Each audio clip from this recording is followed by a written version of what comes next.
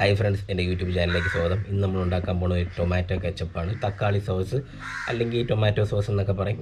അതാണ് ഉണ്ടാക്കാൻ പോകുന്നത്. വളരെ നിസ്സാരമായ രീതിയിൽ ഒരു ആർട്ടിഫിഷ്യലായിട്ടുള്ള സാധനങ്ങൾ ചേർക്കാതെ നമുക്ക് വീട്ടിൽ നിസ്സാരമായിട്ട് ഉണ്ടാക്കാവുന്ന ഒരു ടൊമാറ്റോ സോസാണ് ഞാൻ ഉണ്ടാക്കാൻ പോകുന്നത്. അപ്പം നമുക്ക് വീഡിയോയിലേക്ക് വരാം. ആവശ്യമുള്ള സാധനങ്ങളാണ് ഞാൻ പറയാൻ പോകുന്നത്. മെയിനായിട്ട് നമുക്ക് വേണ്ടത് തക്കാളിയാണ്. ഞാൻ 1 കിലോ തക്കാളി വാങ്ങിച്ചിട്ട് ഒരു 7 എണ്ണമേ എടുത്തിട്ടുള്ളൂ.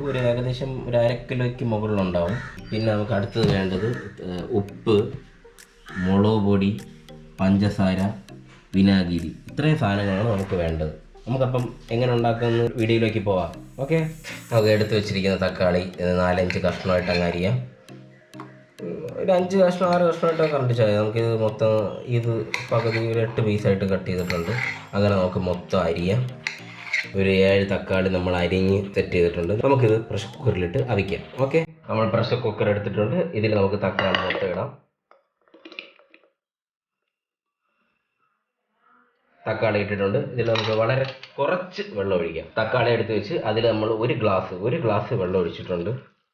നമുക്ക് അടച്ചു വെച്ച് ഒരു 4 വിസിൽ കേൾക്കുന്ന വരെ നമുക്ക് പ്രഷർ കുക്കറിലിട്ട് അവിക്കാം. 4ാമത്തെ വിസിൽ കേട്ടു. നമുക്കിനി ഗ്യാസ് ഓഫ് ചെയ്യാം.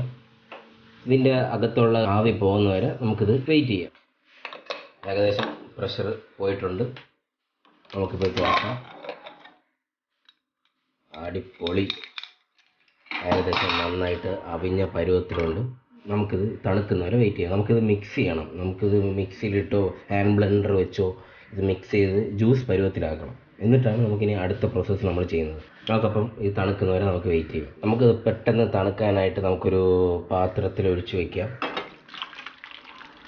ഇതാണെങ്കിൽ പെട്ടെന്ന് തണുക്കും. ഇത് തണുത്ത ശേഷം നമുക്ക് മിക്സിയിലിട്ട് അടിക്കാം. നമ്മൾ അവിച്ച് വെച്ചിരിക്കുന്ന തക്കാളി തണുത്തിട്ടുണ്ട്. നമുക്കിനി മിക്സിയിലിട്ട് ഇത് ജ്യൂസ് പരുവത്തിലാക്കാം. ജാറിലേക്ക് മാറ്റിയിട്ടുണ്ട്. നമുക്കിനി ഇത് ജ്യൂസ് പരുവത്തിലാക്കാം.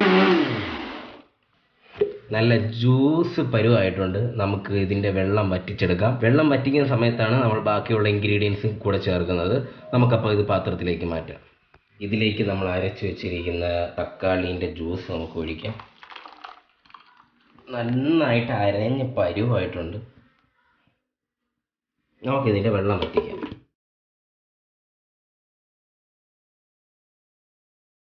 തിളയ്ക്കുന്നുണ്ട്. ഇതിലൊരു 2 ടേബിൾ സ്പൂൺ പഞ്ചസാര,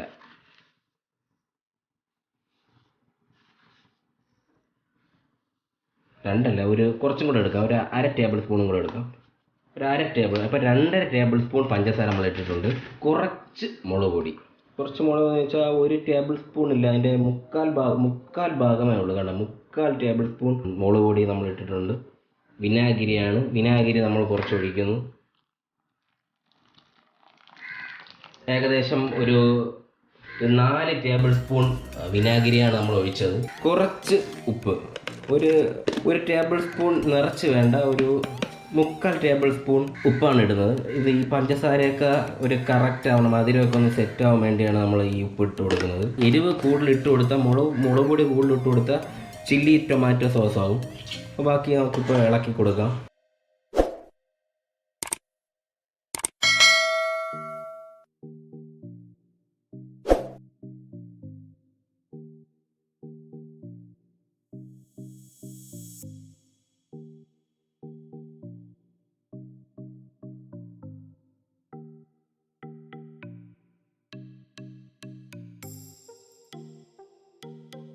നല്ല കട്ടിയാവുന്നുണ്ട്. നമുക്ക് ചെറുതായിട്ട് തീ ഒന്ന് കുറച്ച് കൊടുക്കാം. നല്ല കട്ടിയായിട്ടുണ്ട്.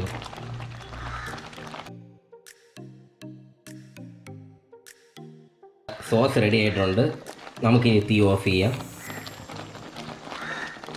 നല്ല ക്രീം പരുവത്തിലായിട്ടുണ്ട്. ഇതെങ്ങനെ കട്ട് ചെയ്യാമെന്ന് ടെസ്റ്റ് ചെയ്യുമെന്ന് വെച്ചാൽ ഇതിൽ നമ്മൾ കുറച്ച് സോസ് എടുത്തിട്ട് നല്ല വെള്ള സോസിൽ 2 തുള്ളി വയ്ക്കും. ഊതി തണുപ്പിച്ച ശേഷം നമ്മളിങ്ങനെ കമത്തണം.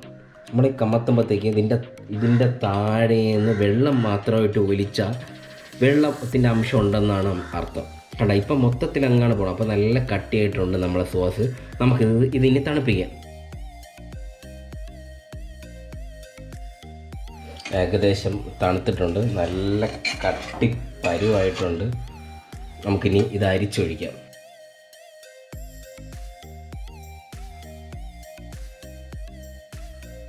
നമ്മളെ സോസ് റെഡി ആയിട്ടുണ്ട്. നമുക്കിത് കുപ്പിയിലേക്ക് ഒഴിക്കാം. നമ്മളെ സോസ് റെഡി ആയിട്ടുണ്ട്. ഞാനത് ഒരു കുപ്പിയിൽ ഒഴിച്ച് വെച്ചിട്ടുണ്ട്.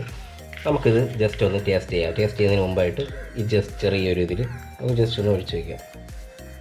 നല്ല കട്ടിയാണ്. 2-3 കഷ്ണം ലേസും വെച്ചിട്ടുണ്ട്. നമുക്കിത് ടെസ്റ്റ് ചെയ്ത് നോക്കാം. ഓക്കെ, ചെയ്ത് നോക്കാം. കണ്ട അടിപൊളിയായിട്ടുണ്ട്.